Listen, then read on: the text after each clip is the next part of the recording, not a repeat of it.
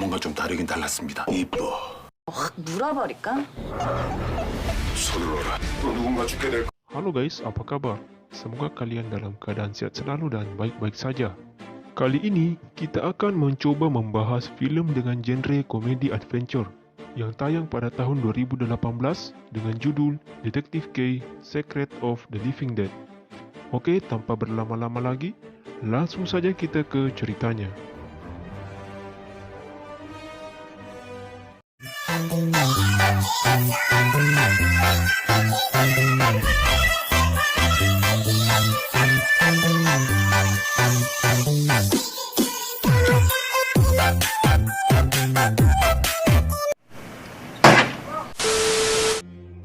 Film ini dimulai dengan adegan seorang pemuda di tengah hutan yang sedang melakukan ritual untuk membangkitkan mayat yang sudah berusia selama 30 tahun. Saat darah ditumpahkan ke mayat tersebut, seketika mayat itu pun utuh dan hidup kembali menjadi sosok gadis cantik.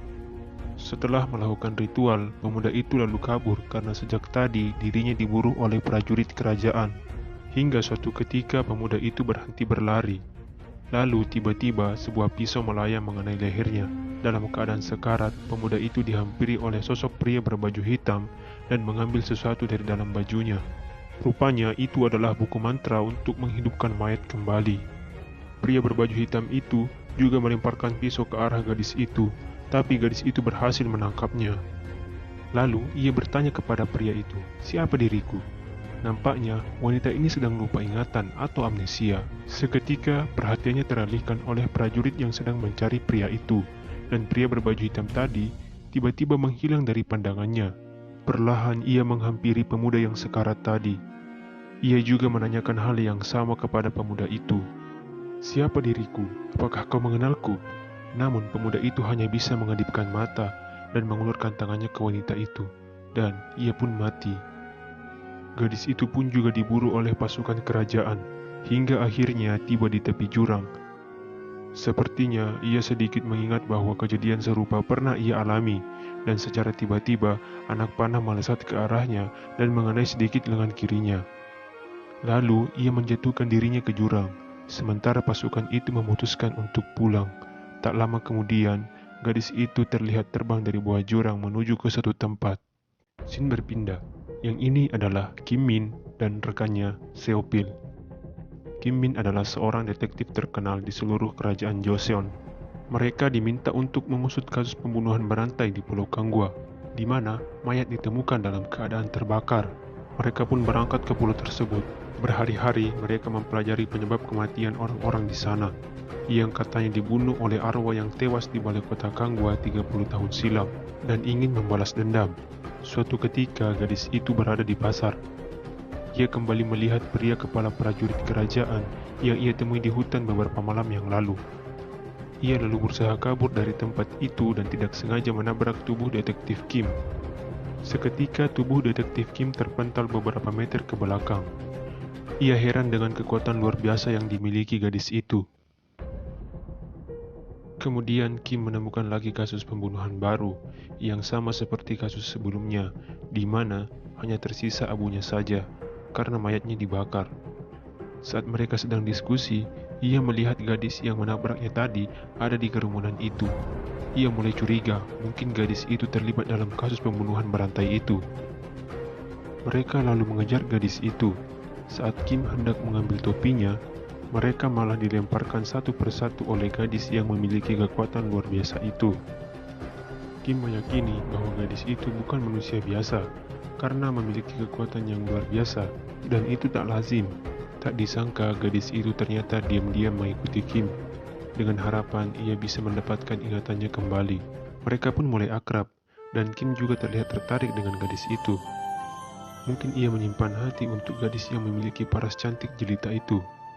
Suatu waktu, Kim telah mempunyai asumsi bahwa pelaku pembunuhan berantai itu adalah seorang vampir, berdasarkan bekas gigitan dan jejak yang ia tinggalkan. Dan benar saja, keesokan harinya, mereka memergoki seseorang berjubah hitam sedang menghisap darah dari leher korbannya. Lalu, Kim menyorotinya sinar matahari menggunakan pantulan cermin, dan itu membuat si vampir melepaskan korbannya. Gadis itu lalu mendekati vampir tersebut dan menatapnya.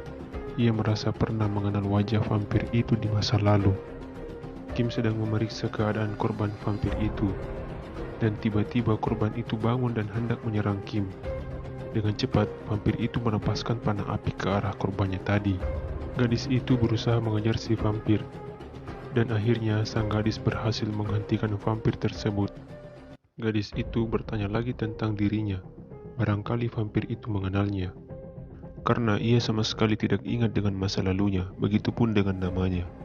Vampir itu lalu menjawab dengan jawaban yang mencengangkan gadis itu. Ia mengatakan bahwa dirinya juga seorang vampir. Jika ia ingin ingatannya pulih, maka ia harus meminum darah. Detektif Kim lalu datang menyusul mereka. Setelah sempat terjadi perdebatan antara Kim dan vampir itu, akhirnya mereka saling serang. Tapi sialnya, detektif Kim malah terkena panah pada bagian dada kirinya. Ia lalu ditolong oleh gadis itu. Hari demi hari berlalu. Kim dan gadis itu semakin akrab. Karena gadis itu tidak mengingat namanya, Kim memberi nama gadis itu Wolyung, dan gadis itu pun menyetujuinya. Hingga suatu ketika, gadis itu terluka pada bagian telapak tangannya. Lalu, Kim memaksa ingin melihat keadaan luka pada tangan gadis itu. Di sini ia baru mengetahui kalau gadis itu bukan manusia, melainkan vampir. Dan gadis itu pun juga berterus terang tentang naluri dan insting yang ia miliki. Ia mengatakan bahwa dirinya sangat haus ketika melihat darah. Kim lalu balik menimpali bahwa ia yakin kalau gadis itu adalah vampir yang baik dan tidak akan memburu darah segar seperti vampir yang lain. Keesokan harinya, gadis itu kembali bertanya kepada Kim terkait dirinya yang seorang vampir. Ia bertanya mengapa dirinya tidak terbakar oleh sinar matahari dan tidak memiliki taring. Kim memberitahunya bahwa sifat-sifat vampir akan ada padanya saat ia meminum darah, termasuk dirinya yang akan musnah ketika terkena sinar matahari. Singkat cerita, Kim mulai menemukan benang merah misteri pembunuhan berantai tersebut. Seupil mengumpulkan informasi dari saksi hidup di pulau itu, bahwa dulu ada seorang pengawal kerajaan yang sangat setia pada raja, tapi pada akhirnya ia melakukan pengkhianatan. Ia meracuni putra mahkota, karena perbuatannya itu mereka dieksekusi di balai kota Kangwa. Penduduk meyakini bahwa arwah dari anak keluarga yang dieksekusi itu bernama Jeong In Yul menjadi vampir dan menuntut balas dendam. Dari hasil analisa Kim, ia juga menemukan fakta bahwa vampir itu datang setiap 3 hari sekali mengambil darah dan membakar korbannya. Kim juga menemukan siapa yang akan jadi target pembunuhan berikutnya. Mereka sedang merencanakan untuk mencegah hal itu terjadi, sekaligus memusnahkan vampir itu. Hingga saat waktunya tiba, mereka sudah mempersiapkan pasukan dan panah dari perak untuk melumpuhkan vampir yang terus meneror. Dan vampir itu pun datang. Tapi dengan kekuatan yang ia miliki, vampir itu dengan mudahnya menghabisi pasukan Kim. Vampir itu lalu masuk ke dalam kediaman yang menjadi target korbannya. Seketika langkahnya dihentikan oleh detektif Kim, tapi lagi-lagi detektif Kim dibuat tak berdaya olehnya. Hingga saat ia sedang akan menghabisi nyawa Kim, Wolyung datang mengancamnya. Lalu vampir itu berkata, cara matimu tidak jauh berbeda denganku. Dan kamu akan menjadi monster vampir sepertiku kalau saja kau ingat bagaimana kau mati dan siapa yang membunuhmu. Vampir itu mengingatkan Wolyung kembali untuk segera meminum darah agar ingatannya kembali pulih. Ia pun segera pergi dari hadapan Wolyung dan mengeksekusi korbannya. Kim dan Wolyung segera menghampiri korban itu. Wolyung sepertinya kembali teringat dengan kejadian yang pernah ia alami. Ia pun kemudian pingsan. Saat ia sedang terbaring pingsan, ia bermimpi tentang adegan mengerikan yang ia alami saat menjelang kematiannya. Kim yang merasa iba mencoba menyayat telapak tangannya dan memberinya darah agar ingatannya kembali pulih. Tapi Wolyung menolaknya. Ia tak mau menjadi vampir yang mengerikan dan hidup dari menghisap darah orang yang tak berdosa. Rasa ibanya terhadap manusia ternyata lebih besar daripada rasa keingintahuannya terhadap masa lalunya. Keesokan malamnya, ia memberikan surat wasiat kepada Kim yang ia dapat dari saku pemberian pemuda yang membangkitkannya di hutan. Kim lalu berusaha membaca pesan yang terkandung di surat itu. Karena surat itu hanya berisi simbol-simbol yang sulit untuk dimaknai. Tapi dengan kecerdasannya, Kim berhasil menerjemahkan pesan simbol tersebut menjadi alfabet Korea. Isi surat itu berbunyi bahwa 30 tahun silam, putra mahkota diracun dan keluarga Jeong difitnah sebagai pelakunya. Itulah sebabnya Jong Yul menuntut balas dendam atas kejadian yang menimpa keluarganya. Kim terus menerjemahkan pesan tersebut, hingga akhirnya terungkap juga nama-nama pelaku yang terlibat dalam persekongkolan yang memfitnah keluarga Jeong. Dan ketika Kim menulis nama terakhir, ia mulai merasa ada yang janggal, karena nama depan orang itu mirip dengan nama ayahnya. Sambil terus menulis, akhirnya terungkap bahwa benar, nama itu adalah nama milik ayah kandungnya sendiri. Di saat yang bersamaan, pintu didobrak oleh sekelompok orang. Ternyata itu adalah ayah Kim beserta prajurit pengawalnya. Sontak membuat mereka kaget, terlebih saat Wolyung dan ayah Kim bertatapan. Wolyung seperti melihat wajah muda orang yang membakar dirinya. Pengawal ayah Kim langsung melepaskan anak panah berapi ke arah Wolyung. Dan seketika vampir Jong Yul muncul menangkap anak panah itu. Mereka pun menghilang dari tempat itu. Vampir Jeong Yul membawa Wolyung ke tempatnya. Wolyung meminta agar Jeong Yul memberinya darah. Dan seketika permintaannya itu dituruti oleh Jeong Yul. Setelah meminum darah Jeong Yul, ia mengingat semua kenangannya dulu sewaktu masih hidup. Di sini kita dapat mengetahui bahwa Wolyung dulunya adalah seorang permaisuri putra mahkota kerajaan Joseon. Dan saat itu, putra mahkota berbincang-bincang kepada Kim Shin, ayah detektif Kim, dan Jong Yul, bahwa ketika ia menjadi raja nanti, ia akan mengembalikan kerajaan Joseon kepada rakyat. Atau dengan kata lain, ia menginginkan sistem pemerintahan kerajaan menjadi sistem demokrasi, di mana rakyat akan memilih dan menentukan siapa yang berhak memimpin mereka. Tapi, keinginan putra mahkota tampaknya tidak disetujui oleh Kim Shin. Ia takut kalau sistem kepemimpinan diubah, dirinya tidak lagi mendapatkan jabatan sebagai pengawal raja. Sementara Jong Yul dengan kesetiaan tinggi terhadap putra mahkota hanya menjawab dengan patuh. Kim Shin yang tidak setuju dengan keinginan putra mahkota mengadakan persekongkolan jahat untuk membunuh putra mahkota dan memfitnah ayah Jong Yul sebagai pelakunya. Saat itu keadaan sudah kacau. Jong Yul akan ditangkap dan dieksekusi juga. Tapi Kim Shin datang dan menyuruh Jong Yul untuk pergi dan mengamankan permaisuri. Belum sempat meninggalkan tempat itu, mereka sudah dikepung oleh prajurit kerajaan. Beruntungnya, Jong Yul bisa mengalahkan mereka semua. Namun, prajurit lain masih mengejar mereka. Kemudian, Jong Yul memutuskan untuk membawa permaisuri ke satu tempat. Diikuti oleh Kim Shin, ibarat kata lepas dari kandang buaya, masuk ke dalam kandang macan. Berharap tempat itu aman dari kejaran musuh, ternyata tempat itu dihuni oleh vampir, dan Jong Yul pun menjadi korban vampir itu. Sebelum mati, Jong Yul berpesan kepada Kim Shin agar menjaga permaisuri dan putranya. Tapi Kim Shin berniat lain. Ia ternyata sudah ditugaskan untuk membunuh permaisuri juga. Jika gagal, maka keluarganya akan dimusnahkan. Ancaman itu didapat saat mengadukan rencana putra mahkota kepada Raja Joseon. Ia pun memutuskan untuk menguncikan permaisuri di dalam kapal tua itu agar menjadi korban vampir. Tidak disangka, ternyata sang permaisuri berhasil lolos dengan anaknya, dan Kim Shin mengetahuinya. Kim Shin dan prajurit kerajaan lalu mengejar permaisuri. Namun permaisuri sempat menyembunyikan anaknya di semak-semak, sebelum akhirnya ia dikepung dan dibakar hidup-hidup oleh Kim Shin. Wolyung terlihat sangat meratapi nasibnya setelah mengingat semua kembali peristiwa yang menimpanya. Dan ia juga baru menyadari bahwa pemuda yang membangkitkannya dan sempat ia temui di hutan waktu itu adalah anaknya sendiri yang sudah beranjak dewasa. Lebih menyedihkan lagi, ia melihat anaknya terbunuh di depannya. Bahkan ia tak sempat memegang tangannya.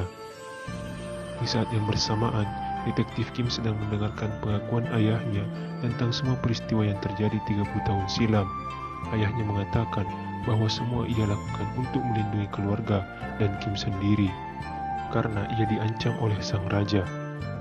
Dengan perasaan kecewa, Kim berkata kepada ayahnya bahwa lebih baik mati daripada mengemis hidup dengan orang lain. Dan mengetahui kenyataan yang sebenarnya, Kim merasa tak ada bedanya dengan seorang vampir yang hidup dengan mengorbankan orang lain. Ia pun juga bersedia membayar semua kejahatan ayahnya saat waktunya nanti. Singkat cerita, malam bulan purnama pun tiba. Saat itu sedang diadakan festival bulan purnama. Dan di sisi lain, malam itu juga adalah malam puncak pembalasan vampir Wolyung dan Jeongyul. Sang raja terlihat sangat senang karena acara festival telah dimulai. Tak lama kemudian, anak panah berterbangan dan membuat suasana menjadi kacau. Wolyung muncul di hadapan Kim Shin dengan sebuah panah, namun Kim datang menghalangi. Ayah Kim lalu diamankan oleh pengawalnya. Sementara Kim yang sedang pasang badan berkata, "Aku sudah lama menunggu, dan jangan ragu-ragu untuk melakukannya, Wolyung. Aku harus mati. Kuharap ini bisa membayar sebagian dosa ayahku terhadapmu." Mendengar hal itu, Wolyung membalas ucapan Kim. Ia mengatakan bahwa ayahnya tidak saja menghilangkan nyawanya, tapi juga nyawa suami dan anaknya.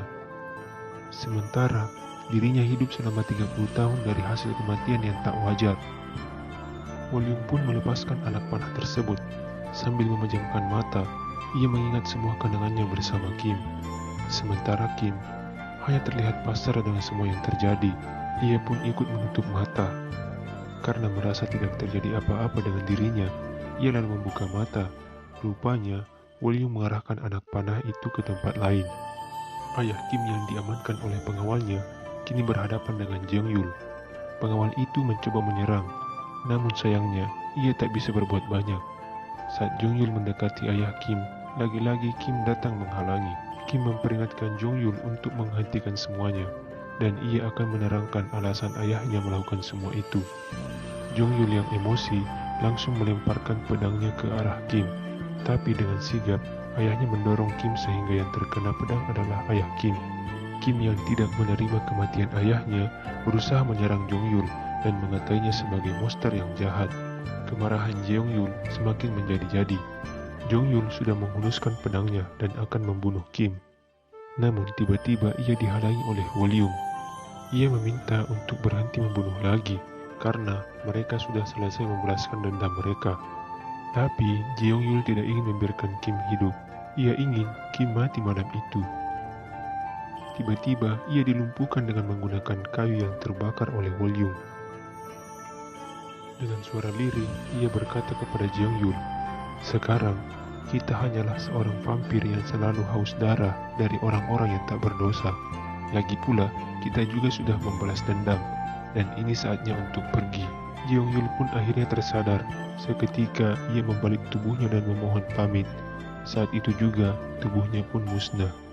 Sementara Kim hanya terdiam heran melihat kejadian itu. Hari sudah pagi, matahari mulai terbit. Menyadari hal itu, Kim meminta Wolyung untuk masuk ke dalam rumah dan berlindung. Tapi Wolyung memiliki kehendak lain. Sepertinya ia juga akan pergi. Ia berkata kepada Kim bahwa menunggu itu adalah soal waktu, sementara kepergiannya adalah sesuatu yang pasti. Ia berharap akan berkumpul lagi dengan yang ia rindukan. Ia lalu melihat suami dan anaknya berjalan ke arahnya. Anaknya pun berlari dan Wolyung menyambutnya dengan pelukan. Perlahan, tubuhnya pun musnah oleh cahaya matahari yang terbit. Detektif Kim tak kuasa menahan air matanya. Ia merasa sangat kehilangan Wolyung. Akhirnya, aset Kim Shin disita karena terbukti melakukan kejahatan, meracuni putra mahkota, dan memfitnah keluarga Jeongyul. Lalu, detektif Kim juga dikenai hukuman mati. Sebulan kemudian, ia dibangkitkan kembali karena banyak masalah lain muncul. Terima kasih sudah menonton video ini. Jangan lupa klik tombol subscribe, like, dan share, serta tinggalkan komen kalian di kolom komentar. Dan sampai jumpa.